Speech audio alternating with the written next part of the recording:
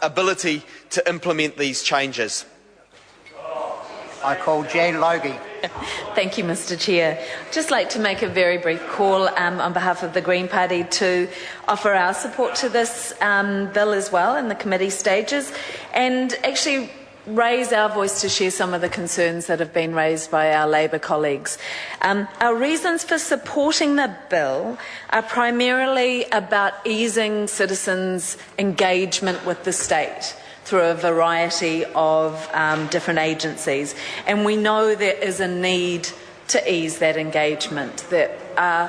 All too often people are being required to bring information again and again and again, and are being sent away from appointments that it may have taken them some time to get because they don't have the required information. And it is our deep hope that this bill will go some way to alleviating this problem. That's the reason for our support. We also do, though, have concerns around privacy issues, clearly. We've heard a number of government departments recently, ACC, IRD, Justice, Education with Nova Pay, Work and Income, who have all had very significant privacy breaches. We're interested and we expect to hear that possibly other departments have also had privacy breaches. And we're seeing at the same time coming through this House a range of bills and amendments to other existing bills that seek to change our basic legislative arrangements and protections of people's privacy. It makes sense that we do this as technology develops, but it is also incredibly important that we take the duty of care to ensure that that does not undermine people's confidence and ability to place their trust in the state. We have no choice on many occasions but to engage with the state. It is essential that we can trust our information is kept secure in that process. And sadly, at the moment, we can't necessarily have that trust. And that is a very worrying situation. And it is so. We see that there are many reasons for these breaches of privacy that have happened.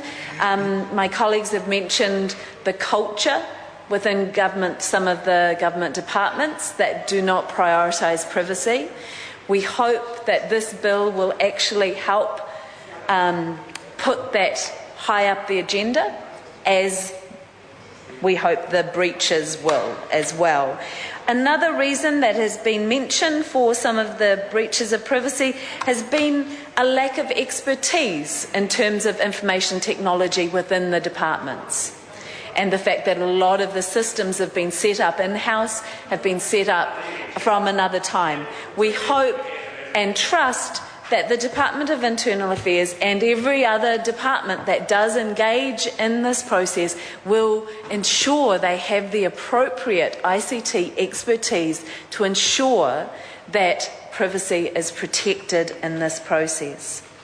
And there's another, the digital divide is another aspect that I would just like to mention, and hope that this bill is also a stimulus for each department to consider how they can provide the same ease of access for people who do not have access to online technology, to older people, to people on low incomes, for people who have English as another language.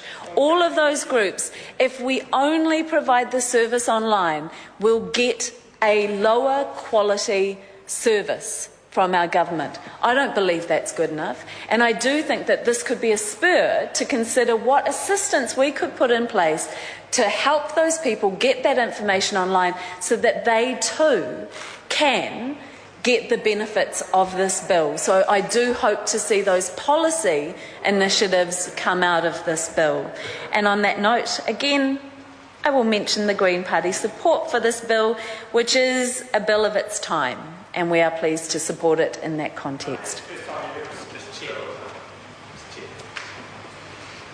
Chris Farfoy. Thank you very much, Mr. Chair. I know